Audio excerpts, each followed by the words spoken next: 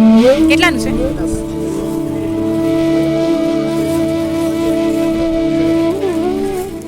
So hey guys, good morning, welcome back to my YouTube channel યુનિમિશા.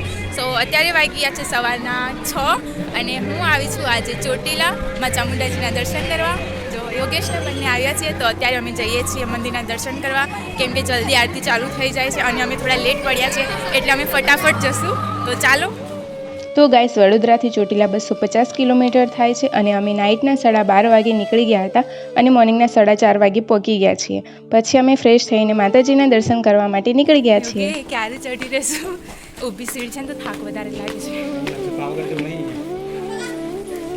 ઉપરથી બહુ જ fine view આવે છે ને, પૂરું ચોટીલા દેખાઈ ગયું.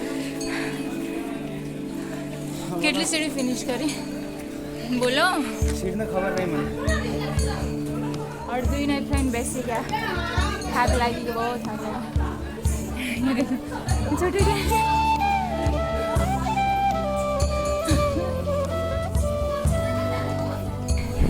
ફાઇનલી પહોંચી ગયા.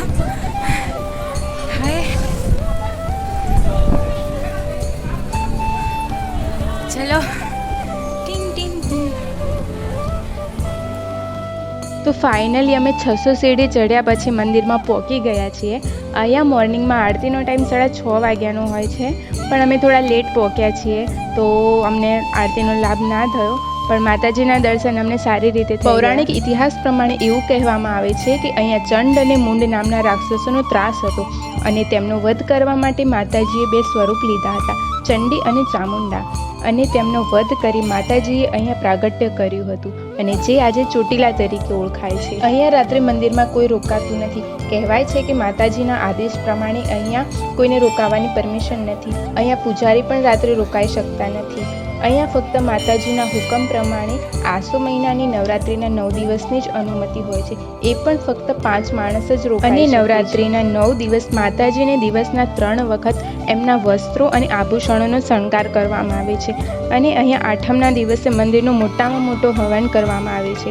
અહીંયા યાત્રિકો મોટી સંખ્યામાં પૂનમના દિવસે, રવિવારે તેમજ ચૈત્ર મહિનાની પૂનમના દિવસે તેમજ દિવાળીના દિવસે ખૂબ જ મોટી સંખ્યામાં યાત્રિકો માતાજીના દર્શન કરવા માટે આવે છે.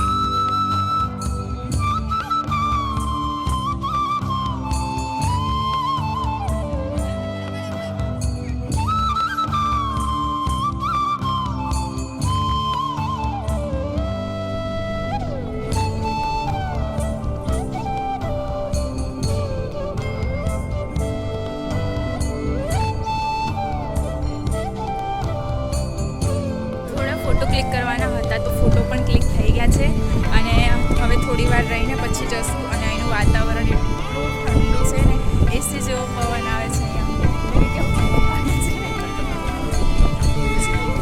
મારા વાળ તો જુઓ. હા, વાગે ના હો. જય ચામુંડા માત કી જય. જોર સે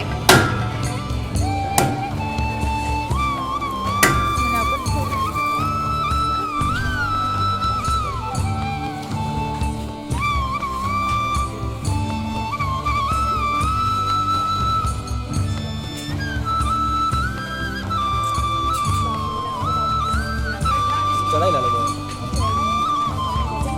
ચડાઈ લે.